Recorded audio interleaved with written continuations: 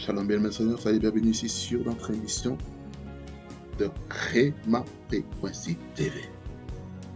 Et c'est moi votre serviteur, très intéressé qui parle depuis la Belgique, dans la région liégeoise. Et j'espère que vous êtes bien installés là où vous êtes, car je sais que Dieu a une parole pour nous, une parole qui va nous libérer, une parole qui va nous visiter d'une manière comme d'une autre, parce que je crois une chose, que le roi des gloires a quelque chose à vous transmettre, a quelque chose pour vous impacter, il a quelque chose pour vous amener une chose nouvelle dans votre vie. Nous allons remettre ce temps de la parole entre les mains de Dieu. On va remettre ce temps de la parole entre ses mains, afin que Dieu puisse régner dans nos vies. Hey Jesus, my God. Oh, Adonai, Ayahu, oh, secret place, Ayahu, Ayahu, Ayahu, Ayahu, Ayahu, Ayahu, oh, Ayahu, Ayahu, Ayahu, Ayahu, Ayahu, Ayahu, Ayahu, Ayahu, Ayahu, Ayahu. Ayahu, Ayahu, Ayahu, Ayahu, Ayahu, Ayahu, Ayahu, Ayahu, Ayahu, Ayahu, oh Adonai, Ayahu, Ayahu, oh secret place, Ayahu, Ayahu, Ayahu, Ayahu, Ayahu, Ayahu. Ayahu, Ayahu, Ayahu, Ayahu, oh Adonai, Ayahu, Ayahu, le lieu secret, Ayahu, Ayahu, Ayahu, Ayahu, Ayahu, Père, sanctifie et purifie cette parole, my God. Que ton serviteur soit coopté, soit conduit sous une forte onction prophétique pendant qu'il communique ta parole, pendant qu'il communique des oracles. Au nom de Jésus, le Dieu des esprits des prophètes, le Dieu des esprits des apôtres, le Dieu qui parle tantôt d'une manière, tantôt d'une autre. Que l'Esprit de Dieu se sente libre de parler, de se mouvoir. Au nom de Jésus. Que les vies soient impactées, visitées, de manière claire et précise. Au nom de Jésus. Que Jésus prie. Amen. Amen. Aïe, aïe, aïe. Aïe, aïe. Kroto kabababaska. Et l'arabra sainte éclataya. Ikrataya baba yondoro bobo sena rababaskanta e narabababastante lelebrosa mastanta kararabaska antelelelebosta makrata yadadedededede washakrata yadada washikrata yababaska rapapapa dededede washakrata dededede washikroto kararabababa ikararabedede wambastata karayaskanta bababa Ikata yababaska, wanda braskata karya bababaska, repabato korya bababaska, rapabaskanta krote dedega, na zenda vrasuzus ke vadabaske, zenda krata bazanta karadewa, zente krata bababaskanta, zente krete karabaskante, wande kroto kabababaska, raposo te krata, la krasto kroto edega, nezande krate baboza, rapropoto kababazenda, mizan favate vatozozos keve, Vende vezes cavazos que cavavosa, zetete vozoto covosa, vete kerebokozo kotokalavosa, mastata karababascanta, reba capadoskia, mitacababascanta, rapasto protocarideba, raplosto pratacarida, nahrato protocarabasca, rapasto protocarabasca, mastete crete carabasco, mastata crata, masto protoca, masto protogida, marato preto pre, masto protede, masto protodadaka, narata babababaska, Santaka, Sokrede, Loraka, Lidora, Mazobra, Mazigre, Muragavu, Zinagavrodo, Mazikratavaji, Vindora Vudlaga, Zantikrato Vinazi, Vikrusto Valagaza, Maleklodaga, Mazanta, Magrato, Marataka, Malekroto, Vikazove, Vikrasto, Vanvologa, Mazete Kelete, Vundu Brusuti Giga, Marata Kazazata Zizi, Marata Bakoto Koroboko, Watakrata Kabakasata. Oh wow, vous pas crusso les gars. Vous posez la question de ce qui est en train de se passer maintenant. God Almighty, Karabrasa. Vous savez, dans le message précédent, j'étais en train de vous parler sur développer la grata monobros canta, l'atmosphère prophétique, n'est-ce pas? La prière, la louange, l'adoration, n'est-ce pas? Nous sommes en plein là-dedans. Mais peut-être qu'une personne va se poser la question, mais c'est quoi l'adoration prophétique? C'est quoi? En quoi ça consiste? Comment ça fonctionne? Et quels sont les effets qu'il y a dans l'église, dans l'assemblée, dans la vie d'un enfant de Dieu? Qu'est-ce que cela apporte concrètement? L'adoration prophétique. Hé, God. Qu'est-ce que cela apporte? Vous savez, l'adoration prophétique, l'adoration prophétique, ça ouvre les portes, ça ouvre le ciel pour que le prophétique se manifeste. Et pour ça, mes seigneurs, nous allons lire plusieurs textes afin que nous puissions comprendre. 1 Samuel chapitre 10, verset 5. Hé, God. Hé, attendez-vous à ce que le volcan monte davantage.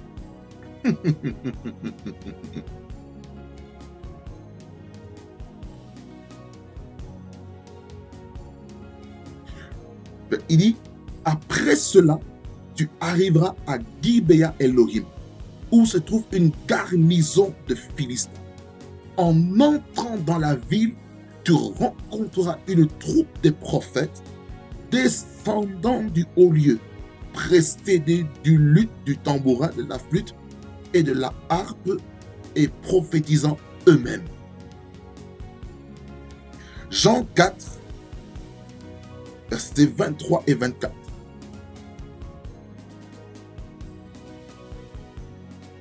La Bible dit ceci. Mais l'heure vient, et elle est déjà venue, où les vrais adorateurs adoreront le Père en esprit et en vérité, car ce sont là les adorateurs que le Père demande. Dieu est esprit, et il faut que ceux qui l'adorent en esprit et en vérité. Éphésiens chapitre 5, verset 18 à 21.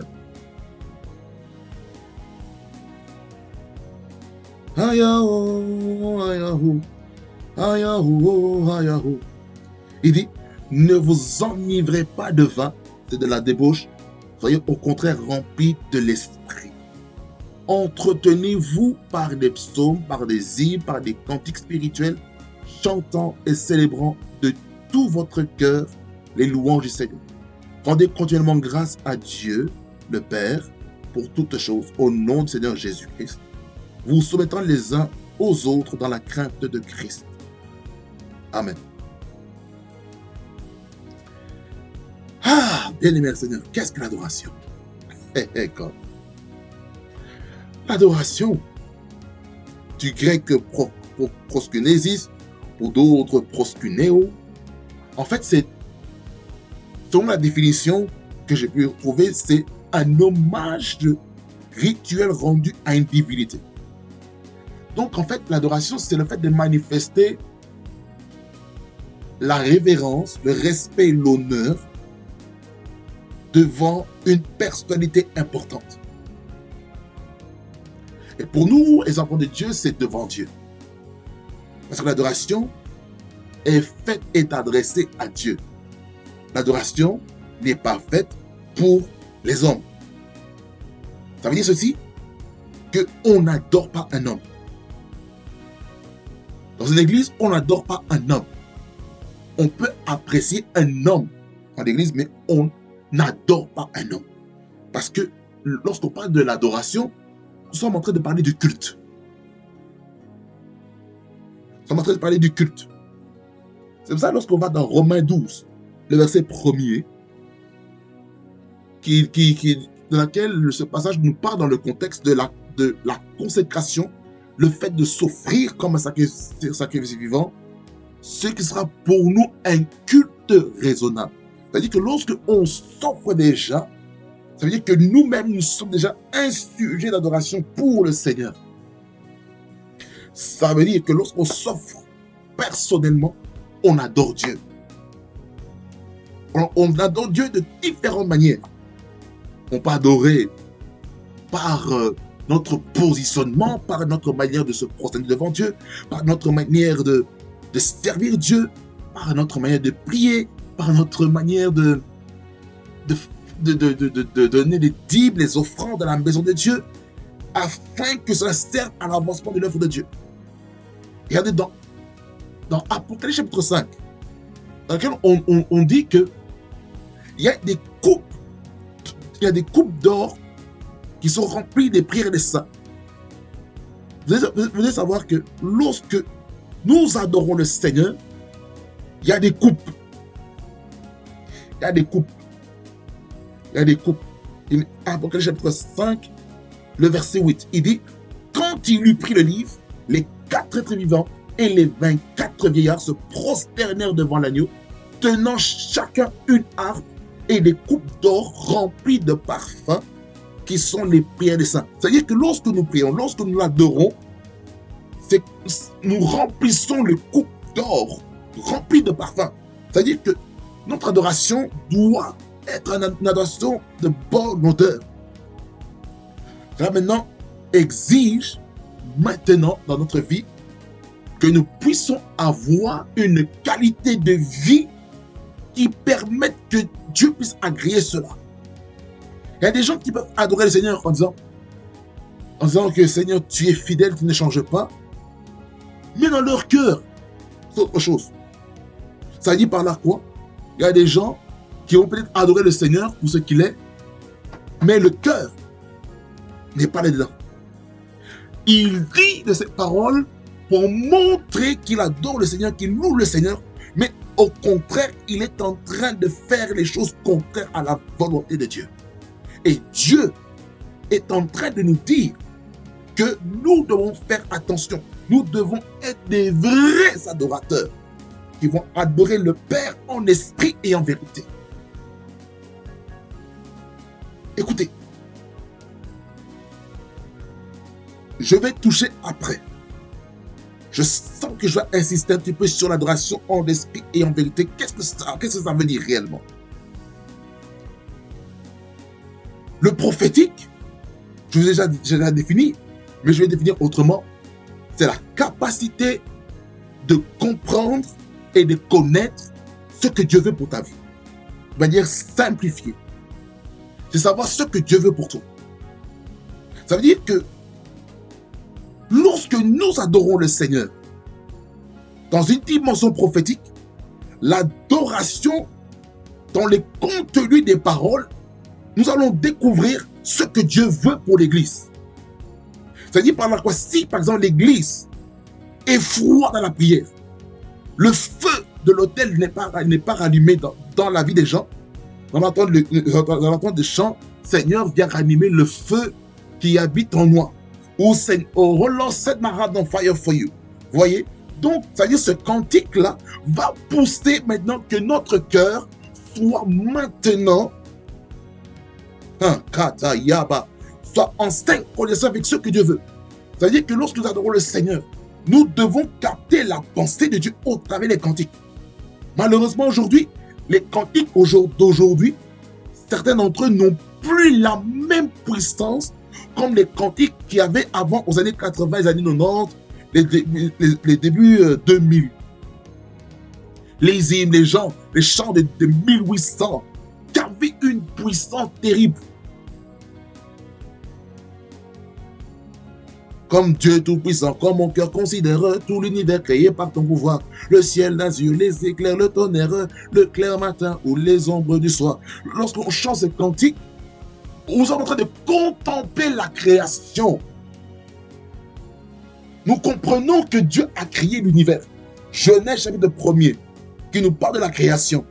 C'est-à-dire que lorsque tu écoutes le chant, tu es capable maintenant de savoir qu'est-ce que Dieu a fait. Tu contemples Dieu pour ce qu'il a fait. Lorsque tu adores le Seigneur, tu prends conscience de qui il est. Tu prends conscience de cela. Vous comprenez? C'est pour cela que nous devons nous entretenir quotidiennement par des psaumes, des hymnes, des cantiques spirituels dans l'église. Et ça, je vais expliquer encore les composantes, les types de chants, des cantiques qui se trouvent dans la parole, et nous allons les définir dans le prochain épisode. Parce que ça sera le deuxième épisode de l'adoration prophétique. Par rapport à ce message, je vais continuer là-dedans afin que nous puissions comprendre ce que Dieu veut. Amen. Alors, l'adoration en esprit et en vérité. Il faut comprendre ces choses, bien aimés, que l'adoration, elle est premièrement spirituelle. L'adoration, elle est premièrement spirituelle. Ça, lorsqu'on dit dans Jean 4, le verset 23 que nous avons lu au tout début, il dit que l'heure vient et est déjà venue où les vrais adorateurs adoreront le Père en esprit. Stop, esprit. Ça veut dire par là quoi l'adoration, la manière d'adorer le Seigneur, ça se fait en esprit. C'est-à-dire que ton esprit à toi, par la régénération, par la nouvelle naissance, va procurer maintenant une connexion avec l'Esprit de Dieu, l'Esprit avec le grand E, mais nous avons un esprit avec un petit E, mais notre esprit avec le petit E, grâce à la nouvelle naissance et le pas de la régénération, nous avons en nous le Saint-Esprit qui fait de notre corps, qui est le temple, qui est le sacrifice, qui est un cabrousse, qui est l'autel mobile que Dieu utilise pour manifester sa gloire, pour manifester sa grandeur, pour manifester sa splendeur, pour manifester son onction, son pouvoir au travers de ta vie. Nous avons le Saint-Esprit en nous. Et le Saint-Esprit en nous va nous enseigner comment il faut adorer Dieu en esprit. Donc, adorer Dieu en esprit, ça veut dire que tu dois être connecté. Ça exige la sensibilité spirituelle. N'est-ce pas le thème de cette année pour Rhema Frequency TV? C'est la sensibilité au Saint-Esprit. Et le Saint-Esprit nous pousse à être sensibles spirituellement. Le Saint-Esprit qui nous rend sensibles à ce que Dieu veut pour nous par le prophétique, nous serons capables de savoir comment il faut adorer le Père en esprit. Ça veut dire par là, mon bien-aimé, lorsque tu viens à l'église, dans n'importe quelle église où Jésus-Christ est réellement glorifié, je sens le feu monter. Lorsque le Karamasanta, lorsque tu viens à l'église et que tu adores le Seigneur, mon bien-aimé, assure-toi que ton esprit est connecté à Dieu. Assure-toi que ton esprit est connecté à Dieu. Si ton esprit n'est pas connecté à Dieu, j'aimerais te dire, c'est mon bien-aimé, tu n'iras pas loin. Ça veut dire par là quoi? Tu es venu faire l'exercice religieux plutôt que d'adorer, de t'offrir comme un sacrifice devant Dieu, de libérer ton cœur, de libérer ton esprit, de te connecter afin de télécharger ce que Dieu veut pour toi. L'adoration te permet de savoir qu'est-ce que Dieu veut pour toi. Ça veut dire par là quoi? Il faut être attentif aux paroles des chants qui sont chantés à l'église. Au travers de ces paroles, tu pourras discerner ce que Dieu veut pour toi. Il y a un message pour toi au travers des chants. C'est pour ça que j'aimerais adresser aux chantres, aux musiciens, à toutes les personnes qui exercent dans un ministère, dans un département de musique, dans un département de louange. J'aimerais vous dire ceci, que vous n'avez pas d'autre choix d'être des hommes et des femmes de la parole. Vous ne pouvez pas être sur l'autel en train d'offrir la louange et l'adoration sans pourtant avoir un soubassement de la parole de Dieu pour transmettre la vie aux autres. Parce que lorsque vous chantez, lorsque vous adorez le Seigneur de tout votre cœur, vous êtes en train de libérer votre vie. Si votre vie est vide de la parole de Dieu, comment voulez-vous que votre louange et votre adoration soient puissantes? Mon bien-aimé, cher ministre de la musique, il faut que dans le temps des répétitions, que vous puissiez pas seulement travailler la technique vocale. Il y a des moments où il ne faut pas répéter les chants. Il y a des moments où il faut s'asseoir sur la parole. Certes, il y a l'étude biblique. Certes, il y a la prière et l'intercession. Certes, il y a des réunions de prière. Mais bien aimé Seigneur, ça ne suffit pas. Entre vous, vous devez avoir des temps, des moments où vous vous asseyez sur la parole concernant votre ministère de musique. Qu'est-ce qu'un ministère de psalmiste? Qui est psalmiste? Qu'est-ce qu'un musicien? Quel est l'apport de la musique par rapport au prophétique? Qu'est-ce que ça amène? Les instruments de musique, qu'est-ce que ça amène? Qu'est-ce que ça symbolise? Il faut comprendre ces choses. Il faut comprendre quelles sont les composantes de musique qu'il y a dans la Bible. Qui a créé, qui a fabriqué les instruments de musique? Il faut se renseigner. C'est dans la génération de la famille de Caïn, dans les livres de la Genèse, qui nous dit que c'est dans cette génération-là qu'il y a eu des fabricants, il y a eu des entrepreneurs qui ont fabriqué les instruments. Je vous allez lire la parole de Genèse à Apocalypse. Les chantres, les musiciens, allez-y lire de Genèse à Apocalypse la parole de Dieu. Vous serez mieux équipés. Vous serez à même de faire votre ministère avec efficacité afin de comprendre que ce ministère-là, ce n'est pas un ministère pour blaguer. L'adoration en esprit demande que vous ayez une intimité personnelle avec Dieu. C'est la prière. C'est pourquoi Gibea Elohim, dans 1 Samuel chapitre 10, verset 5, ça signifie la colline de l'Éternel, ou la montagne de l'Éternel. Ça veut dire par quoi vous devez aller à la montagne, vous devez aller à la colline. À la colline. Mais sachez une chose dans ce verset de 1 Samuel 10, verset 5. Il nous dit que malgré que vous allez aller dans la présence de Dieu, vous allez rencontrer des oppositions. Les Philistins. Vous savez, ça veut dire Philistin. Philistin, ça veut dire immigré. C'est quelqu'un qui n'a pas de sol. Et les Philistins, ce sont les ancêtres. Vous savez de quoi? Ce sont les ancêtres de la bande de Gaza. Actuellement, Gaza, Palestine, tout ce que vous voulez. Donc les problèmes qu'il y a entre la Palestine et Israël ne datent pas d'aujourd'hui, bien aimé Seigneur.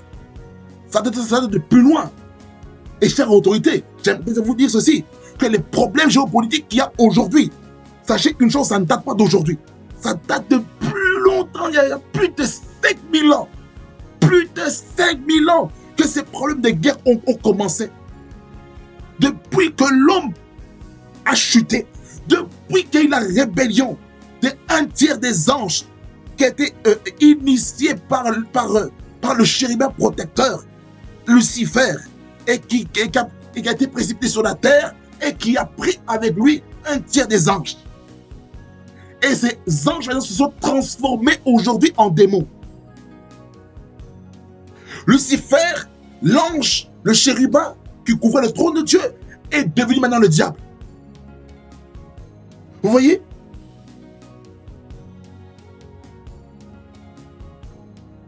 Chers chantres, chers musiciens, des départements de musique, peu importe ce que vous faites.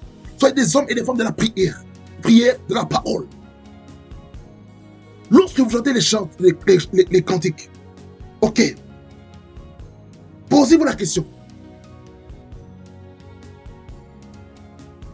Nous sommes où dans la parole? À quel moment sommes-nous? Est-ce qu'on peut se situer par rapport à la ligne du temps? Est-ce que nous sommes pendant la formation de la nation d'Israël? Est-ce que nous sommes au niveau de son développement? Est-ce que nous sommes au niveau de la destruction du royaume? Est-ce que nous sommes au niveau de la restauration du royaume? Nous devons discerner les choses. Vous voyez? C'est important. Si on ne comprend pas ça, on va passer outre. En esprit. L'intimité. Il faut entrer, il faut aller dans la montagne. Quand vous allez à la montagne, vous allez rencontrer des oppositions. Pourquoi? Parce que vous vous approchez du second ciel. Spirituellement. Mais il faut percer. Il faut percer. Il faut percer. Jusqu'à ce que l'ange guerrier Michael dégage l'atmosphère pour que l'ange messager de bonnes nouvelles puisse venir vers vous. J'ai prêché sur ça, sur les forces qui combattent, la prophétie. Mais là, je vous parle vraiment de l'adoration prophétique. Écoutez, en esprit, requiert, comme j'ai dit tout à l'heure, l'intimité avec Dieu. Vous n'avez pas d'intimité avec Dieu. Ça ne sert à rien de chanter, d'adorer le Seigneur. Que ce soit les chantres, les musiciens, comme les membres des églises. Chacun doit avoir une révélation de qui est Dieu. C'est dans l'intimité. La deuxième partie, c'est la vérité. La vérité, selon les commentateurs, il dit que c'est venir, c'est adorer Dieu dans la sincérité. Ça veut dire qu'il faut être vrai. Lorsque tu adores Dieu, est-ce que tu adores Dieu pour de vrai? C'est pour ça que la Bible dit, l'heure vient déjà venue où les vrais adorateurs adoreront le Père en esprit et en vérité. Donc, en conclusion, on peut conclure qu'il y a une vraie adoration et il y a une fausse adoration. Oh! Donc, il y a une vraie adoration et une fausse adoration. La vraie adoration, c'est l'adoration que le Père agrée. La fausse adoration est une adoration que Dieu n'agrée pas et cela sent mauvais. Combien de personnes vont à l'église pour polluer l'atmosphère spirituelle à cause de leur état de cœur? Tu viens à l'église avec un mauvais cœur et tu adores Dieu et tu crois que Dieu va t'exaucer comme ça. Tu viens à l'église avec la haine, la méchanceté, la médisance. Tu viens à l'église avec des choses bizarres. Tu viens à l'église avec l'envie, la convoitise. Tu viens à l'église avec la sorcellerie. Tu viens à l'église avec la magie. Tu viens à l'église avec l'occultisme. Tu viens à l'église avec des fétiches. Tu viens à l'église avec les esprits familiers. Tu viens à l'église avec les puissants des ténèbres. Tu viens à l'église avec des mauvais esprits en toi. Mais tu adores le Seigneur, mais tu n'es pas vrai. Hypocrite. Hypocrite.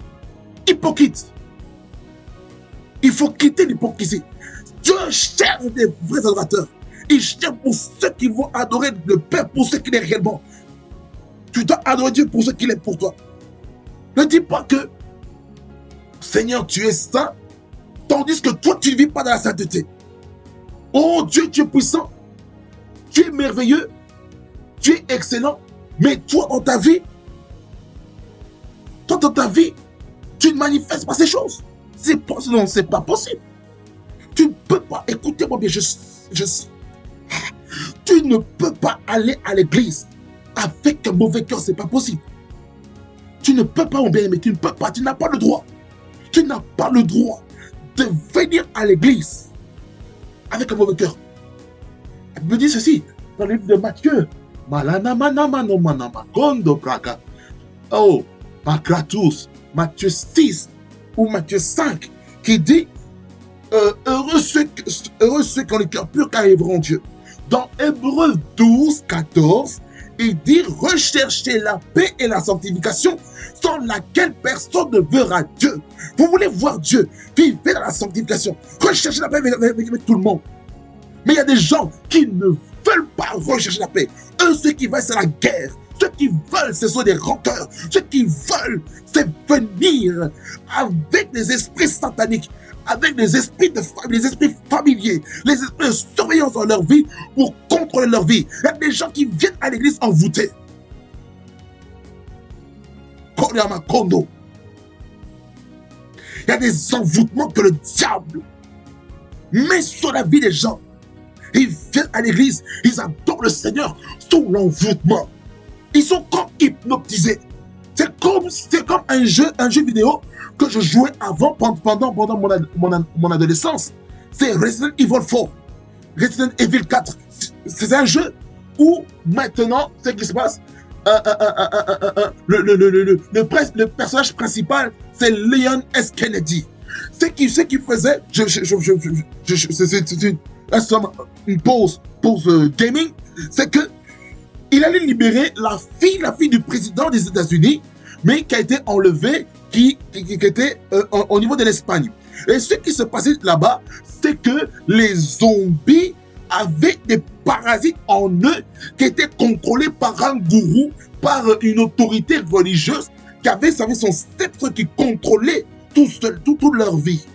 Au point où il y avait des mutations, des parasites en eux qui allaient tuer celui qui n'a pas été infecté par le virus Umbrella. Je ferme la parenthèse. C'est l'état que plusieurs personnes sont. Quand je parle de l'envoûtement, c'est exactement comme ce jeu. Des personnes qui sont envoûtées, ça veut dire que tu marches, on voit c'est un ennemi, on va le tuer, on va l'éliminer. Ils viennent avec des machettes, avec le couteau, ils viennent avec le truc là qu'on utilise pour le jardin, pour enlever les feuilles mortes, pour te tuer. Ou d'autres qui viennent avec des tronçonneuses dans le jeu, pour te tuer. C'est comme ça ce qui se passe. Lorsque nous sommes envoûtés, on n'est plus au contrôle de sa vie. On n'est plus au contrôle de ses gestes, ses faits et gestes. Pourquoi? À cause de l'envoûtement. L'envoûtement te fait perdre la tête. L'envoûtement te fait enlever le raisonnement. Tu commences à parler comme un être animal. L'envoûtement fait que tu deviens maintenant, excuse-moi de dire comme ça, tu deviens maintenant bête. Tu deviens un insensé. Tu ne comprends plus ce que tu fais. Parce que quelqu'un t'a dit que telle personne est mauvaise et tu crois facilement sans pourtant avoir une lucidité, sans pourtant avoir le discernement en toi. Et maintenant, tu vas aller maintenant frapper, tu vas aller maintenant blesser la personne qui ne sait ni d'Adam ni d'Ève ce qui se passe. Et vous trouvez ça normal?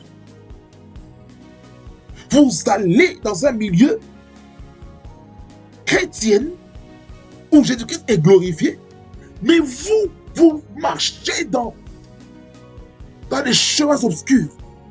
Ma question est ceci, mon bien-aimé. Comment Dieu veut t'exaucer? Tu peux servir Dieu? Non. Tu ne peux pas. C'est un crime, c'est une offense devant Dieu de servir Dieu avec un mauvais cœur. Tu ne peux pas. Tu ne peux pas servir Dieu avec un mauvais cœur. Tu ne peux pas servir Dieu en pratiquant la sorcellerie. Tu ne peux pas servir Dieu en pratiquant l'occultisme en même temps. Non, tu ne peux pas. Quel rapport y a-t-il entre la lumière et les ténèbres? Quel rapport y a-t-il entre le juste et l'impie? Quel rapport y a-t-il entre Christ et Bélial? Dans la vie d'un enfant de Dieu, il n'y a pas de cohabitation spirituelle. Si vous avez la cohabitation spirituelle, abandonnez ça. Ça m'est arrivé de vivre dans la cohabitation spirituelle.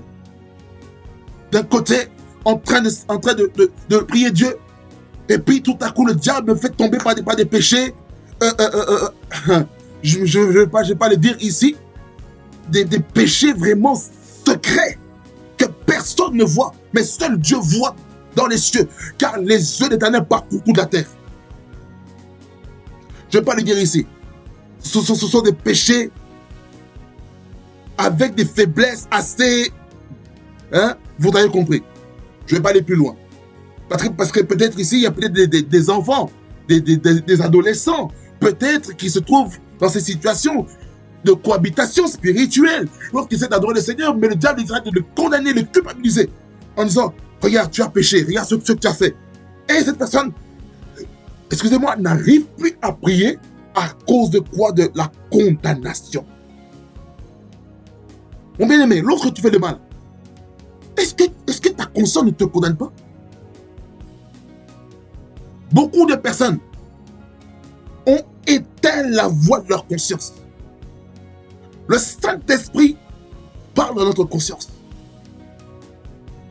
C'est cette voix douce qui te dit, arrête le péché, arrête le mensonge, arrête les médisances, arrête la jalousie, arrête la convoitise, arrête d'envier les biens d'autrui, arrête ces choses.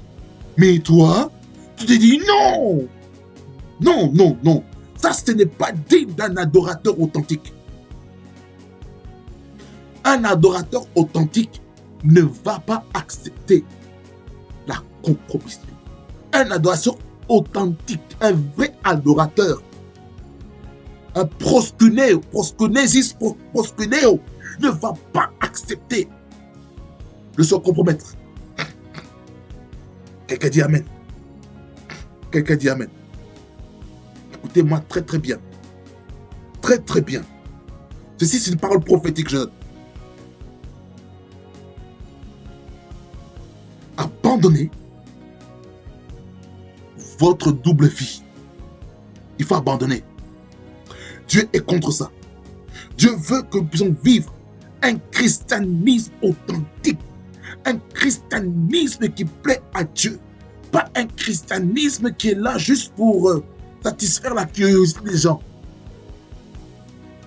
Alors, renonçons au péché. Renonçons à la cohabitation spirituelle. Il faut renoncer. Je bois un peu. Il faut renoncer. Il y a des gens qui adorent le Seigneur, mais les œuvres mortes sont toujours vivantes. Ça veut dire que ces personnes, excusez-moi de le dire comme ça, ils n'ont jamais rencontré Dieu. Et là, je parle comme le Père. Il y a plusieurs personnes qui n'ont pas rencontré Dieu. En demeurant dans des enfantillages. Tu peux, écoutez-moi bien, tu peux avoir 50 ans, 60 ans, 65 ans, mais vivre comme des gamins. Tu peux avoir 70 ans, 80 ans, vivre comme quelqu'un qui a 5 ans. Et vous trouvez ça normal. L'envoûtement s'enlève le système de juge, votre capacité de discerner.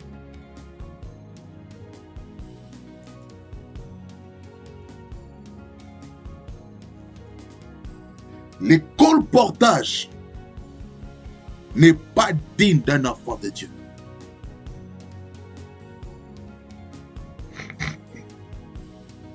C'est la bien dans le Seigneur.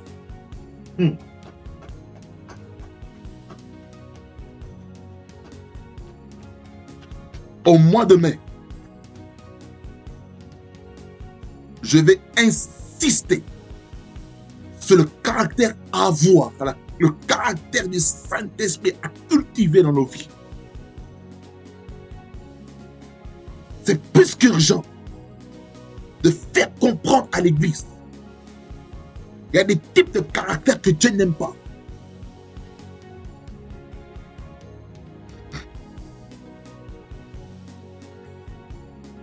Je vous parlerai des types de caractères que Dieu aime et les types de caractères que Dieu n'aime pas. Je vais en parler en long et en large.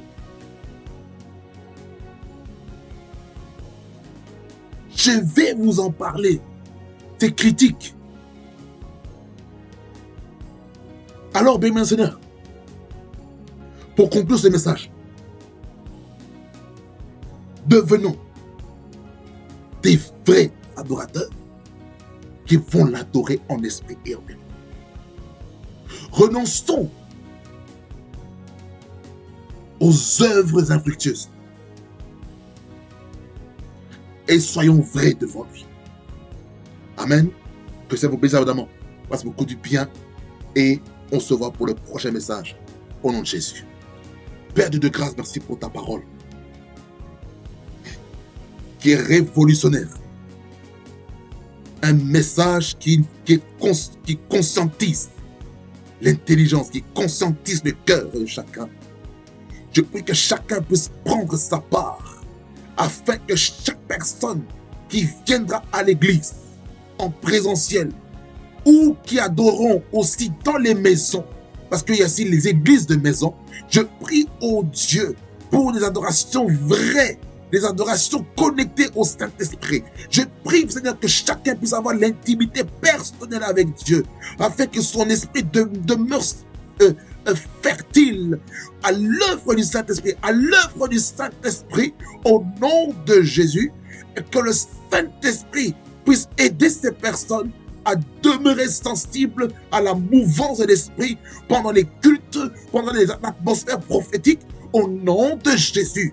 Je prie au Dieu que les adorateurs soient vrais devant toi. Je prie, Seigneur, pour la vérité, pour la sincérité, pour l'authenticité. Lorsqu'on t'adore, Seigneur, tu refuses, Seigneur, des adorateurs qui sont faux, qui sont fake devant toi. Tu veux des vrais qui sont prêts à se prosterner, qui sont prêts même à s'allonger par terre, qui sont prêts même à verser des larmes, qui sont même prêts à sauter, qui sont même prêts même à marcher, qui sont même prêts à crier à plein gosier. Je prie au Dieu que ce message pénètre les cœurs, révolutionne les cœurs, conscientise les cœurs, au nom de Jésus. Merci Seigneur Jésus-Christ de conscientiser chacun à abandonner les œuvres mortes au nom de Jésus. Au nom de Jésus. Au nom de Jésus. Koriama Kondo. Koriama Kondo. Koriama Kondo. Koriama Kondo. Koriama Kondo. Koriama Kondo. Koriama Kondo. Presto break na makasu presto brege da gabas kanta. La prosto grata balele presto break. Zo prata mana brage dega. Va vous crusto break. Karabo kloto kabaklota.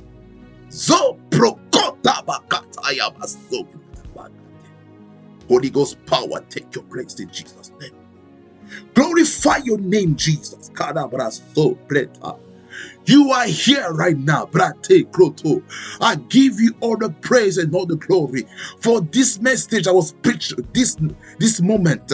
Bless the heart of every man, woman, boy, girl, child under the sound of my voice. Let them be quickened by the power of the Holy Spirit. In the name of Jesus, the Son of the mighty God. Touch the heart of men in the name of Jesus. Que les cœurs de chacun et chacune demeurent sincères et vrais devant toi. Lorsqu'on t'adore, lorsqu'on te loue, au nom de Jésus-Christ. Louange, honneur, majesté reviennent au nom de Jésus-Christ. Que la grâce de Jésus-Christ, l'amour de Dieu le Père et la communion de l'Esprit sont avec vous.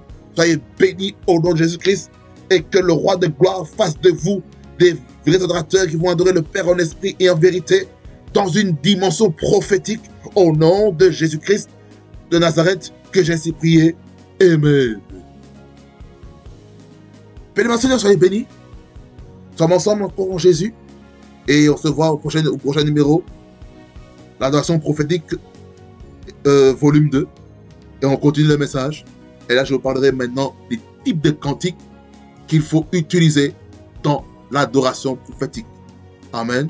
Soyez bénis au nom de Jésus-Christ de Nazareth, et je sais que Dieu est avec vous. Amen. Que Dieu vous bénisse. Shabbat j'ai une bonne nouvelle à vous en noter. Rema Frequency TV est aussi sur Spotify. En tout cas, j'aimerais vous encourager à chacun et chacune d'aller maintenant sur Spotify et aller aussi vous abonner afin aussi d'écouter la parole en continu dans vos voitures, dans vos maisons, dans vos lieux de travail, afin que la parole de Dieu soit libérée. Le temps est arrivé d'envahir toutes les sphères de la société, toutes les plateformes des réseaux sociaux pour que l'évangile soit répandu. Parce que chaque réseau social est une nation. Allez-y maintenant, allez-y. Allez vous abonner maintenant et activez la note de notification, la cloche de notification, afin d'avoir la nouveauté lorsque l'émission ou un épisode sera mis sur Spotify. Que le Seigneur vous bénisse abondamment et fasse beaucoup de bien et nous sommes ensemble en Jésus-Christ.